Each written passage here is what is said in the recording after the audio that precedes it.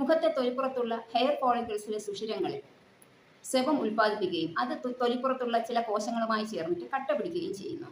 ഇത് സുഷിരങ്ങൾ അടയാൻ കാരണമാവുകയും വൈറ്റ് ഹെഡ്സ് രൂപപ്പെടുകയും ചെയ്യുന്നു. ചിലപ്പോഴൊക്കെ ഇത് അല്പമായി പുറത്തോട്ട് തള്ളിയിരുന്നിട്ട് ബ്ലാക്ക് ഹെഡ്സ് ഉണ്ടാകുന്നു. ചില സമയങ്ങളിൽ ഇതിൽ ബാക്ടീരിയൽ ഇൻഫെക്ഷൻ ഉണ്ടായിട്ട് മുഖത്ത് കുരുക്കളായി രൂപപ്പെടാറുണ്ട്.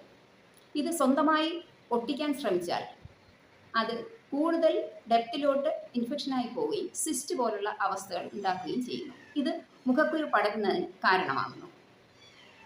പ്രധാനമായും സ്ത്രീകളിലാണ് മുഖക്കുരു കൂടുതലായി കണ്ടുവരാറുള്ളത്. പാരമ്പര്യം ഇതിന് ഒരു ഘടകമാണ്. കൗമാരപ്രായക്കാരിൽ ഉണ്ടാകുന്ന ഹോർമോണൽ വ്യതിയാനങ്ങൾ മുഖക്കുരു വരുന്നതിന് ഒരു കാരണമാകാറുണ്ട്. പഞ്ചസാര അടങ്ങിയ ഭക്ഷണങ്ങൾ സാധാരണയായി കൂടുതൽ കഴിക്കുന്നവരിലും മുഖക്കുരു കൂടുതലായി കണ്ടുവരുന്നുണ്ട്. മുഖക്കുരു കൂടുതൽ വരുന്നത് തടയാനായി 3-4 പ്രാവശ്യം എല്ലാ ദിവസവും ശുദ്ധമായ വെള്ളത്തിൽ മുഖം കഴുകുക, ഭക്ഷണങ്ങളിൽ പച്ചക്കറികളും പഴങ്ങളും ഉൾപ്പെടുത്തുക, ധാരാളമായി വെള്ളം കുടിക്കുക. മുഖക്കുരുവിന് ഫലപ്രദമായ ചികിത്സ ഹോമിയോപ്പതിയിൽ ലഭ്യമാണ്.